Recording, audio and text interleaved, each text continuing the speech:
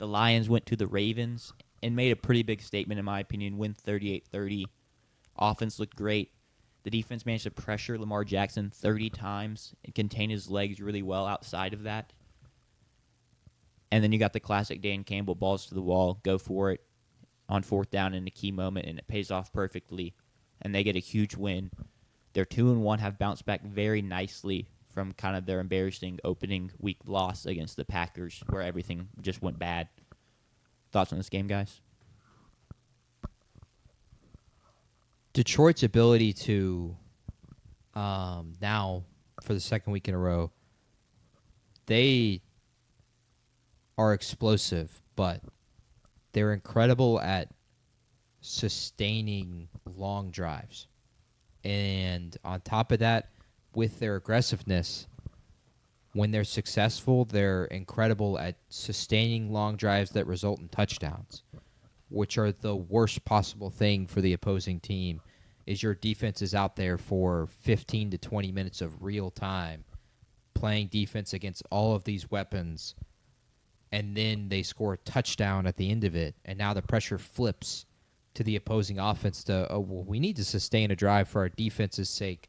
Otherwise, they're just going to continue to do that to us. And they did that last night on Monday night. The first drive of the game, 11 plays, 6 minutes off the clock, touchdown. The first drive of the second quarter, 18 plays, 98 yards, 11 minutes, touchdown. For their first drive of the third quarter, 7 plays, 4 minutes, touchdown. Their first drive of the fourth quarter, 7 plays, 96 yards, 4 minutes, touchdown. It's just they're incredible at doing that. I forgot the stat off the top of my head, but that's 2 drives at the 4-yard line and the 2-yard line that they went 96 yards, 98 yards, touchdown. That's just... You don't do that in the NFL. It's debilitating, too, for the Ravens and their defense. For that to happen in your house on Monday Night Football, that's some Lions Dan Campbell football, and that was an incredible watch. And it was surprising, completely surprising that they were able to do that. And I think the biggest takeaway has to be that, like, the Lions got their mojo back. I think we can, at least for now, put the coordinator questions aside. Agreed. I think this just becomes the similar question for the Lions of, are they going to be able to, is their aggressiveness going to hurt them once we get to the postseason? Because if they don't convert that 4th and 1, everyone's like, here we go again. Yes. Like Dan Campbell, that's why you don't go for it. But since they converted it, we're all sitting here praising it. And then my other takeaway was the Ravens defense. Yeah. Brother, what are we doing? Yeah. Well, we're not in the second half of the season yet, so they're not going to play good yet. I just think it's going to be, I would be surprised, like draw to the floor if they did that again. Because what they did last year that was unbelievable to turn that defense around. And I think the biggest thing is it hurts them so much because that being your biggest issue is not good. If your biggest issue is offensively, well, you've got Lamar Jackson on your offense. That'll eventually turn around. You think Lamar could fix that? Think of like the Chiefs. Like, their biggest problem right now is their offense. Well, their offense has arguably the best quarterback of all time, Patrick Mahomes. They'll probably figure it out when it matters. Yeah. On the Ravens side, it's their defense. And Sure. Lamar is not going out there to play defense. He's sitting there on the bench while that's happening. I mean, he did have a tackle, so maybe they should put him in, with his speed at safety. I agree, 100%. He would be a potential demon out there. But like that, it's got to be concerning for the Ravens that is the problem right now. Sure. Again, That was going to be one of my big questions, which I agree with you, but is like, do we think the Ravens defense is bad and there's a lot of questions, or are we just going to be like, well, they played the Bills and the Lions, so they're really going to be okay. But even if you think that's the case, they don't care about the regular season. They care about the playoffs, and these were 2 early big litmus tests for them, and they failed both. Yeah. Mm-hmm. And so you just cannot be happy with that at all if you're a Ravens fan. I will say, in their defense, Madubuike was out. Kyle Van Noy as well. Yep. So they're missing a couple key pieces, but just still not really the trend you want to see. Also, Madubuike, Aggie legend, Gig'em. Gotta throw that out there. And then also the Derrick Henry fumbles. Are y'all still just kind of chalking that up to bad luck? Yeah, I think actually. So I saw someone make a great point. The first one, and then he fumbled. I think week 2. Yes, he unfortunate fumbled luck. very early against the Browns. I think week 3. I don't think that's bad luck. I think that's just a crazy play by one of the best D linemen in the NFL right now, in Aiden Hutchinson. An absolutely game changing play. But it's like when you're like, if you think running back versus edge rusher, like those are two of the best in the game right now, in Derrick Henry and Aiden Hutchinson. Like Henry's not going to win every broken tackle or matchup. So Aiden Hutchinson's going to make a play, and it was unlucky, I guess, that it occurred at that time. But I don't think you can be like. I think it was just a really great edge rusher making a really great play. I agree, it's a fantastic play. But if you watch Derrick Henry's reaction, he also knows it can't happen. Even if the play is so good, he has to almost make a better play and hold on to that football because ball security matters that much. I mean, that was a generational crash out on the sidelines from him. Yeah. Slams the helmet down, falls on the bench. Looks like he's in tears basically because of it. It was genuine shock. It is it's just something that it's an insane amount of personal shame, and I completely understand how he's feeling. I've felt that when I've played sports in specific moments before. I can think on specific moments in basketball. In second grade, I am fouled with no time left on the clock. I go to the free throw line. I have 2 shots, 1 to tie, 1 to win the game. I miss both. We lose 3-2. We went 0-10. We went 0-10 that season. That was our only chance at a win. So y'all were just like a defensive unit. It was second grade basketball. It was No one just can make a shot. I also- No one we can had dribble. 2 points through a 40-minute game at that point. Yeah, so. y'all were just holding them. Y'all were all defense. Y'all, Yeah, we y'all were Chris we were Jan's playing the unit. shot clock. Y'all were yeah. a Chris Yeah. Jan's unit out there. Uh, Offensively, not a lot. Defensively, you were going to shut them down. Something to hang your hat on. I also have experienced some of that shame. I played upwards basketball, and I was not very good, and so my teammates didn't pass me the ball. And so one time I was like, well, I want to play. I'm going to intercept my own team's inbound pass. And I knocked it out of bounds. Smooth. And I remember being in my head, I was like, well, maybe the ref will be nice and give us a second chance. And then I was like, no, it's this is a competitive sport. I It's wish. a turnover. I don't think my parents, me and my brother were both playing in upwards basketball. They got multiple courts. I think they were watching my brother at the time, so I don't think they saw it. But that is one of my all-time lows athletically, is knocking the ball out of bounds of my own teammates' hands. I guess I can share mine then real quick. Sure. First year of kid pitch. No, it wasn't kid pitch. Machine pitch. I struck out every at bat but one, which the one was a pop fly that landed a foot in front of home plate. But since it's first year of machine pitch, the catcher is back there to really shag balls and nothing else. So it lands like in first. But I cried after every strikeout, and it was from shame because it's 'Cause like you were I bad. can't Hurts. believe I'm that bad that I literally Yeah. can't get a hit. I'm just striking out. And I feel for Derek too, because that happened in week 1, and so going into week 2, he's like, that's all he's thinking is, I want to get through this week without fumbling. When I missed those 2 free throws, from that point on, I vowed to myself I was never going to be a bad free throw shooter. Sure. In 6th grade, I'm fouled with no time on the clock, shooting a 3. We're down 2. And I went 1 for 3 from the free throw line. You're and not Kyle when Guy. that happens, that's when that crash out happens. And for Yeah. Derek, that's how it happened there. It is it's just an intense amount of shame for something that going into the weekend. You are trying your hardest to make sure that doesn't happen. For it to happen to you still, it's just a different kind of personal shame.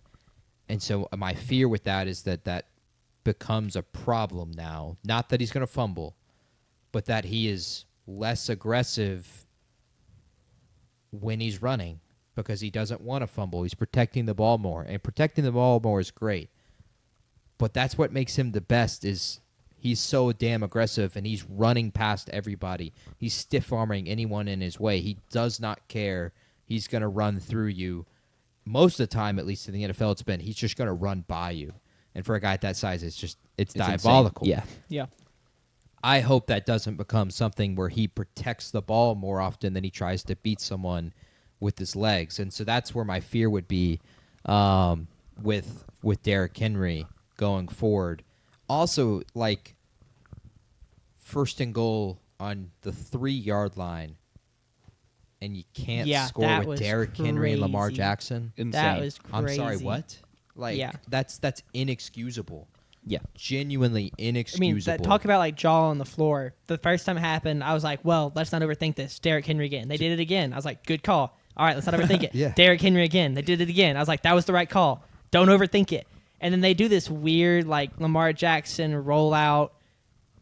I don't even know. It was just not. It didn't work. Well, it wasn't there. And it might have just been great defense by the Lions. It might have been drawn up well, but it was just better defense. It was just the play calling the first 3 times I liked.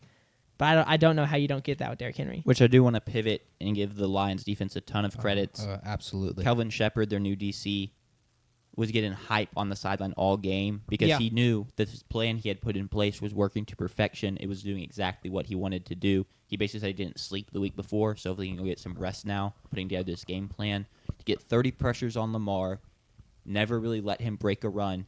Yeah. Because, I don't know, to, get the pressure while also never breaking contain is so impressive. It was. Yes. I guess they were spying him the whole time, but Partially, the way, yes, but I think Lamar was holding on to it. He got hesitant. He was hesitant. Which he never Yeah. is, so that also speaks volume to the Lions' And defense. He kept looking downfield, trying to find someone. He'd force some throws, and he was inaccurate because of that. And that's throughout that game, he was actually insanely accurate. He made some really difficult throws, but when he was pressured like that, he became inaccurate. It's a tremendous statement from the Lions, and especially their pass rush. Aiden Hutchinson's going to win Comeback Player of the Year. Let's go. I bet that. Huge. A while ago, so I'm glad that's going to happen. But I don't even think the pass rush is the largest part of the story. The Ravens were held to 85 rushing yards. Yep. They were held under 100 rushing yards last week by the Cleveland Browns. That's the first time in the history of the Lamar Jackson era they have been held under 100 rushing yards through 2 straight games. That's a statement, and that's a problem for the Ravens going forward. That it's just too many concerning things for the Ravens over and over. The 1st and goal from the 3-yard line, you can't score.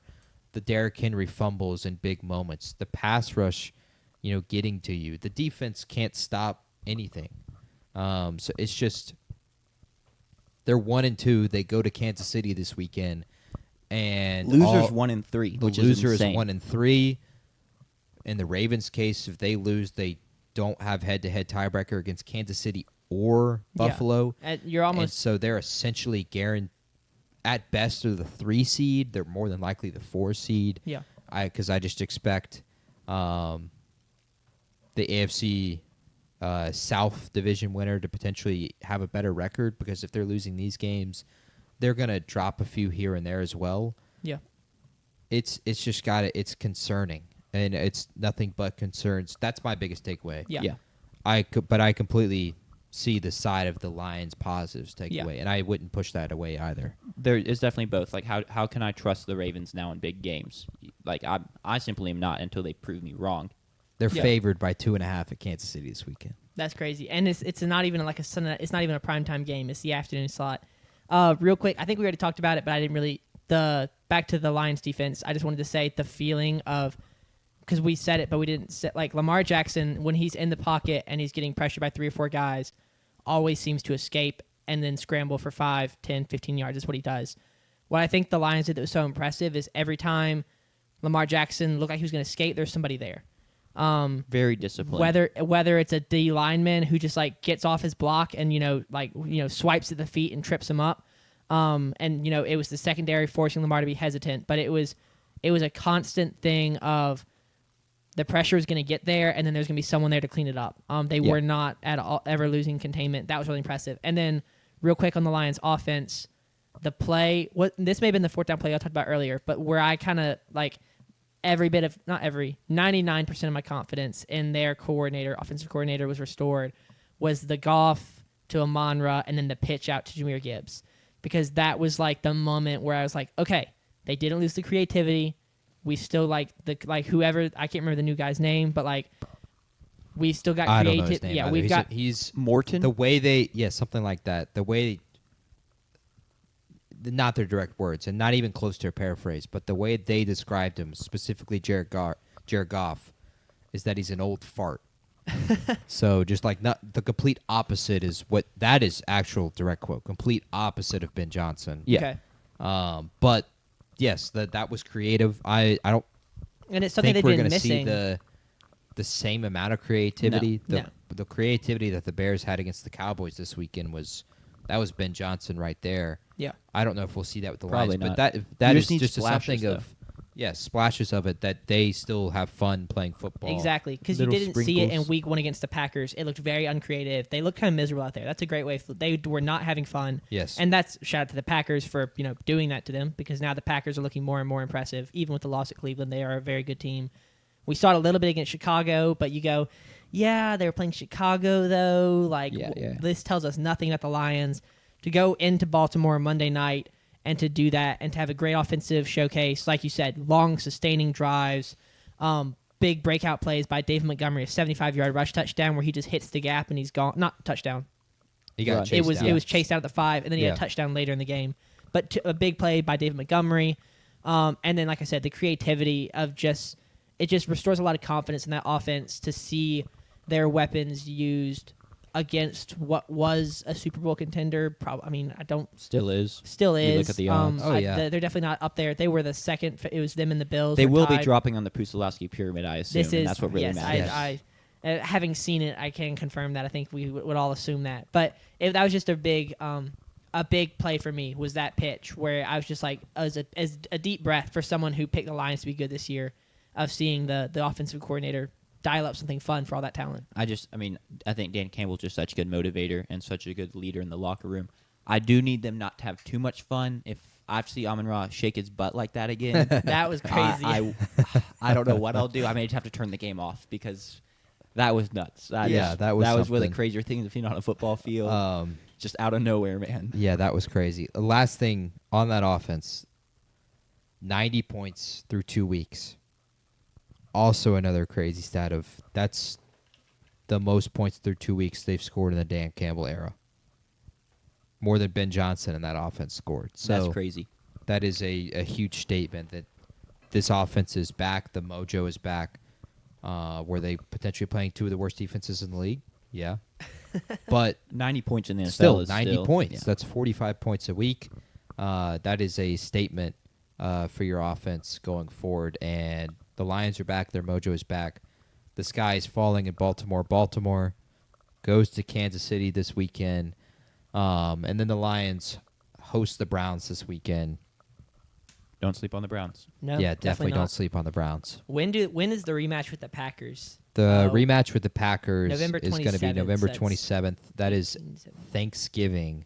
Wow, They play that's the gonna That'll be Packers. be fun. My younger sister's birthday. That's cool. 90% Almost sure called her that's my daughter, Thanksgiving. which I don't know where that came from. That would have been crazy. Golly. Yeah, they play Thanksgiving. That's going to be electric. 12 o'clock kickoff. I mean, that's one of those games that you mark on your calendar, kind of like 2019 Rams Chiefs. That's a game that I looked forward to for weeks. Same here. That's going to be really cool. Can the Lions get revenge? And they'll play in Kansas City in 3 weeks Yeah. on Sunday Night Football. So they'll be out there. They have to go to Philly before that Packers game as well. Sure. They have to go to your Another Commanders. Sunday night football Yeah, game. I mean, you got to watch out for the Commanders with Marcus Mariota. But the Lions, their mojo's back. Incredible statement. I was certainly surprised. Same. And it capped off just a surprising weekend